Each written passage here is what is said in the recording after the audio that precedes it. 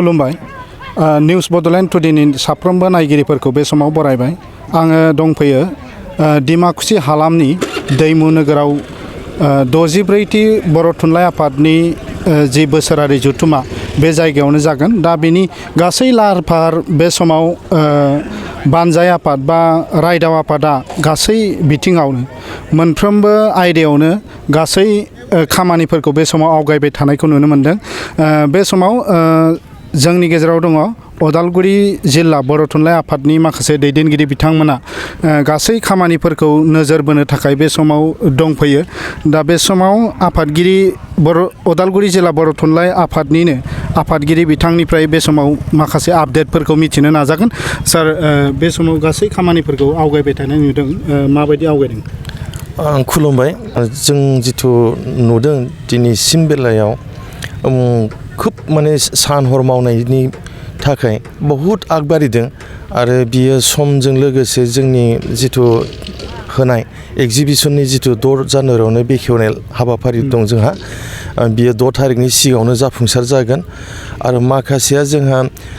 जिल्लानि दङ 9 थारिखनिफ्राय जानुवारिनि बिबो जोंहा फ्राय जाफुंसार जोब्बाय आरो जोंना मिरुना जानुवारिनि 10, 11, 12 आरामसे जाफुंसार जोबगोन गासिबो माने सान हर माने पेन्डेल बानायग्रा बिथांमोनाबो बानायगासिनो दं जोंनि बिथिंजाय एग्जिबिशननि हल बि बानायगासिनो दं थान्दै मेलनि जिथु जुथुम माने जिथु साइनासालि बेबो फ्राय जाफुंजोब्बाय आरो बिथिंजा मार्टिस्टमनि लुफुंनाय गेट लुफुंनाय बेबो फ्राय माने 50% जाबोगासिनो दङ जोंनि दिनैनि थारिखसिम मथथे नैबे फैगौ जोंनि 6 थारिखनि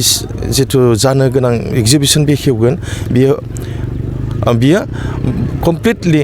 माने 10 जोमहोनांसिगौ फ्राय जाफुंसार जोब्बाय आरो बेखिनि आपडेटआ जागासिनो दं आदसा बे समाव गोबां जायगानिफ्राय नैबे जिथु बर' थुनलाइ आफादनि 64थि बोसोरारि जथुम्मायाव बाहागो लाफैगोन दा बानजाय आफादा बेसेबांसो थान्दैफोर बाहागो लाफैगोन एसे फोरमायगोन आरो बे समाव जोंहा जिल्लानिबो 52थि बोसोरारि जथुम्मा जागोन उदालगुरि जिल्ला बर' थुनलाइ आफादनि दा बिथांमोनजोंनो जों मिरुनिजोंनो जोंनिखौ सरजाफादों जों दा मिरु बर' थुनलाइ आफादनि जिथु थान्दै बुंनो थाङोब्ला थान्दैया जोंहा हिसाब मोनसे जादों 1500 बेबायदि मोनसे लादों आरो अबजार्भारखौ जोङो एभेलेबल खालामनो नागिरदों आरो जेसेबां हायो फैनाय खालामदों आरो दा नैबे समावहाय जोङो मिरुनि बे जिथु माने मोनफ्रोमबो जिल्लानिफ्राय हांख्राय हरनाय हिसाबै मोनफ्रोमबो जिल्लाफ्रा गासिबो फैजोबगोन बेखौ जोंबो बानजाय आफादनि जानानै जोंबो थाफानाय हिसाबै जोङो लैहोर लैहोर फैनो थाखाय खावलायगोन दा मिरुनि जिथु जायफोरबा आलासि दं बिथांमोननि थानाय सुबिदाफोरखौबो गासिबो खालामगासिनो दङ गोबां जायगानिफ्राय आलासि फैगोन जेरैहाय जोंना नेपालनिफ्राय फैगोन आरो बिथिं माने बांलादेशनिफ्राय फैगोन बेंगलनिफ्राय फैगोन दिल्लीनिफ्राय फैगोन बिथांमोननि थानायखौबो बानजाय आफादा दिनैसिम माने लुफुंसारनायाव फ्राय आधा आधि जाबाय बे जाजोबगोन समजों लोगोसे बेखिनि आदसा गुबुन जायगा माबे अक्ट'आव थान्दैफोरा मोनफैगोन आरो बे जोंहा जिथु थान्दै जोंना मिरु जथुम्मानि जिथु थान्दै बिथांमोनखौ जोङो अनलाइन मिरु आफादा थिनानै होखाबाय अनलाइन बिथांमोना रेजिस्ट्रेसनखौ खालामग्रोनो हागोन आरो बिथांमोना 10 थारिख खालि जेरैखि जाया माने फुंनिफ्रायनो बिथांमोना नुजाफैनो हागोन आरो सोरबा 9 थारिखआवबो फैबाबो आजावगोन बानजाय आफादा बेखिनियानो बे समाव रायदाव आफादनि लेङाइ आफादगिरि बिथां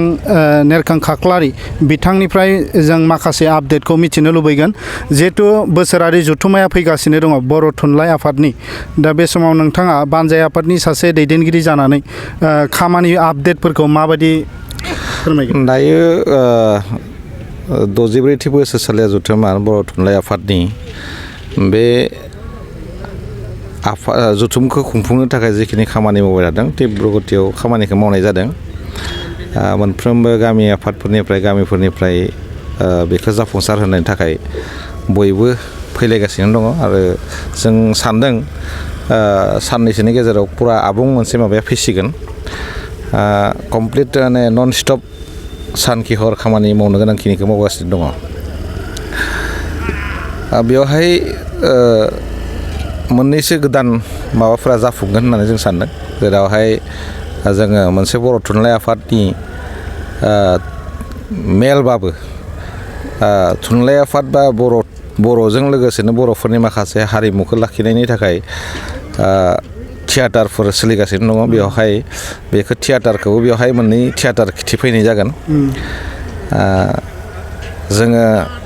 एगजिबिसनखौ एसे आगायानो खालामग्रोनो नागिरदों 6 तारिखनिफ्राय एगजिबिसना सोलिगोन 6 तारिखनिफ्राय दा पेन्डेलनि खामानिया एसे दङ बेबो साननैसोनि गेजेराव जागोन गेटनि खामानिया सोलिगासिनो दङ जिखिनि प्रिपारेसन बे प्रिपारेसना दासिम माने कमप्लिट मोनसे माबायाव फैनायनि लामायाव फैबाय आच्छा बे समाव दासिम जिहेथु जथुम्मानि गाहाय आलासिफोर बा सोर आलासि बिथांमोनखौ कनफार्म होननानै दासिम मिथिहोनो हायो आलासिनि बेलायाव मेनलि जिखिनि मेन माने माबा दङ आलासि दङ बिथांमोना जोंनि बर' थुनलाइ आफादनि आखायाव दङ मानोना जोङो सामलाय आफादनिसो मानसि सोर आलासिखौ सोरखौ लाबोगोन बिथांमोननि सायाव जों हगारना होदों बेनि अनगायैबो जोंनिफ्राय खायफाखौ हांख्राय हरनाय जादों जे माखासे जोंनि एक्स गभर्नरफोर जालांनायफोर गभर्नर जालांनाय मानसिफोर सोरबा अफिसारफोर जालांनाय मानसिफोर बिथांमोनखौ बर'फोरनि जिखिनि जालांदों रिटायारमेन्ट जालांबाय बिथांमोनखौ बेवहाय लिंनायनि मोनसे बेबस्था खालामदों बेनिफ्राय गुबुन हादोरनि बांलादेशनि नेपालनि बिथांमोनजोंबो एसे जगाजग जानानै बेवहाय सानैसो मोजां मानसिफ्रा फैगोन बिदिहै सोलिगासिनो दङ आलासिफ्रा कनफार्म जानाया बिनिफ्राय चिफ मिनिस्टार फैनायनि बाथ्रा चिफ मिनिस्टाराबो मोनसे दिनाव फैगोन 6 तारिखआव सर्बानन्द सनवाला फैगोन होननानै एसे कनफार्म जानानै दङ सर्बानन्द सनवाल रनज पेगु बिथांमोनाबो फैनायनि बाथ्रा बेवहाय मिनिस्टारफोरा बे हिसाबै जोंबो प्रिपारेसनखौ खालामनो थाखाय रेडि खालामगासिनो दङ आच्छा देग्लायनि जिथु बर' थुनलाइ आफादनि जथुम्मा बेखौ एसे बानजाय आफादनि दैदेननायाव एसे आगुयै एगजिबिसनफोरखौबो एसे आगु नुनो मोनगोन आरो फारसेथिंजाय जिथु बानजाय आफादा थियाटारबो दिन्थिफुंनायनि हाबाफारि लादों एसे गुबुन बोसोरफोरनिखौ एसे आलादा रोखोमै नोंथांमोना बानजाय आफादा बेखौ खामानिखौ आवगायदों बे बिथिङाव नोंथांनि नोजोरा मा बेयो मोनसे पजिटिभ दिग होननानै जों साननो हायो मानोना थियाटारफ्राबो बर'नि हारिमु राव थुनलाइखौ जौगासार होनायाव गोबां बिहोमा होयो आरो बुंनो थाङोब्ला बेयो राव थुनलाइनिनो मोनसे खामानि बर' थियाटारफोर जिखिनि खालामो बिथांमोनाबो बर' राव थुनलाइनिनो खामानिखौ मावगासिनो दङ हिसाबै बेबो मोनसे बेनि एंगार हायै सोमोन्दो दङ होननानै जों सानो आरो बिनिफ्राय जोङो एगजिबिसननि खामानियावबो सोलिदों एगजिबिसनावबो माखासे डिपार्टमेन्टेलजों लोगोसे मोननैसो स्पेसियेलिटिखौ जों खालामनो थांदों बेवहायबो डिपार्टमेन्टेलाबो थाबाय बेनिफ्राय बिनि सिङावनो एग्रिकालसारनिखौ लानानै खायफा मोननैसो माबाजों टाइ आप खालामनानै सेमिनार खालामनायनि बाथ्रा बेवहाय दङ माने जायफ्रा एगजिबिसन नायगोन बेवहाय एग्रिकालसारनि दिगनि माखासे बाथ्राफोरखौ मिथिनो हानायनि मोनसे पजिटिभ माने माबा खालामनो नागिरदों बेवहाय सेल्क' फाउन्डेसनाबो बेयाव फैनानै बेखिनि हाबाखौ मावफैगोन बिथांमोनानो मावगोन बेखौ माखासे बोरैहाय माने गोदान मेथडजों आबादखौ मावनो हायो मेसिनारिफोरनि गोदान इन'भेसन माबायदि जागासिनो दङ बिथांमोननि गेजेरजों बेफोरखौ मिथिनो मोनगोन जोंनि आबादारिफ्राबो दा बिदिनो प्रिपारेसनफोरखौ खालामनाय जादों दा बेवहाय जोङो मोनसे मेस्कटबो बानायनाय जादों मेस्कटआ खांख्राइनि मेस्कटखौ जों लादों बे मेस्कट हिसाबै खांख्राइखौ लादों खांख्राइखौ लांनायनि कारनाबो जाबाय बियो जोंनि मोनसे गोदोनिफ्राय सोलिबोनाय मोनसे माबा दङ बाथ्रा दङ जे जेथियानोखि बुहुमखौ सृष्टि खालामदोंमोन होननानै बुङो बै समावहाय माने इसोरा गोबां जुन्थु आरो नाफोरखौ पाताल सिंनिफ्राय हा लाना फैनो होदोंमोन होननानै मोनसे सल'बाथाबो दङ माइथलजिकेलि दा बेयावहाय खांख्राइ आरो अमाया बेखौ लाना फैनो हानायनि थाखायसो दिनै बुहुमा जादों होननानै मोनसे जोंनियाव खुगाजों खुगा सोलिबोनाय मोनसे माने सल'बाथा दङ दा बेखौ बेसिं खालामनानैनो जोङो बुहुमाव गसंथानो थाखाय जिबायदि सुबिदा मोनदों थिग बिदिनो खांख्राइनि माने माबाखौ लानाय जादों मेस्कट हिसाबै दा बेफोरबायदि माखासे बाथ्राफोरखौ लानानै खालामनाय जादों बेवहाय आरोबाव जिखिनि डेक'रेसनफोर खालामनो लादों जोङो माबानि खुन्थियाखौ लाना फैदों बेवहाय साहित्य सभानि एमब्लेमनि खुन्थियाखौबो बेवहाय माखासे गेट हिसाबै बाहायनाय जागोन जिखौ जोङो बायखोन्दा नोगोराव मोननो हायोमोन डिमापुराव दा बिदिनो मोनफानि उनाव मोनफा मोनसे सिस्टेमेटिकेलि जों खालामनो थाखाय सेस्था खालामदों ट्रेफिकफोरखौ बोरै मेनटेन खालामनांगौ बोरै मा खालामगोन बबे लाइनजों लांगोन माबे दिखाव थिग खालामनाय जागोन बेफोरनि गासै माबाखौ खालामबाय थानाय जादों गाबोन सबनायनि गेजेराव बे साननैसोनि गेजेराव फुल मोनसे माबाखौ नुनो मोनगोन होननानै जों सानो आरोखि महरखौ फुल मोनसे महर बिनि आरो टटेल मोनसे डिसकासनबो खालामनो गोनां दङ जोङो माखासे जायगायाव मा खालामबावनो गोनां दङ बोरै माने दङ बेफोरखौ बे साननैसोनि गेजेराव जागोन आं खावलायगोन जे बेवहाय बयबो जाहाथे रायजो राजाफ्रा डेलिगेट्सनिफ्राय लानानै जिखिनि मानसिफोरा बर' थुनलाइ आफादखौ नायनो होननानै गोसो जानानै दङ आरो जोंनि मोनसे बर' हारिनिनो मोनसे सिनस्रि आफाद बेयावहाय बयबो जाहाथे बाहागो लाफैयो समा खिन्थु बिराद माने मोनसे माबा समाव जाफैबाय गोजांनाय सम बे बिराद थान्दा समाव जानायनि थाखाय एसे उसुबिदाबो मोननो हागौ खिन्थु जों बेखौबो जेसेबांखिनि हायो डेलिगेटफोरनि फेसिलिटिसखौ जोङो जथेस्थ' खालामनो नाजानाय जादों जोङो बबेयाव प्रब्लेम जाबोदों बेखौ मिटआप खालामनो थाखाय सेस्था खालामदों गुबुन गुबुन आफादफोराव गुबुन गुबुन माने मिटिंफोराव बबे दिखाव बांसिन प्रब्लेम जायो बे प्रब्लेम जानाय जायगाफोरखौ एसे नायनानै बेखौ बोरैहाय सल्भ खालामनो हायो बेखौ ट्राइ खालामदों जोङो नुनो मोन्दोंमोन बे गुबुन गुबुन जायगायाव सेनिटेसनाव एसे प्रब्लेम जाबाय थायो सेनिटेसननि प्रब्लेमखौ बोरै फोजोबनो हागोन बेनिफ्राय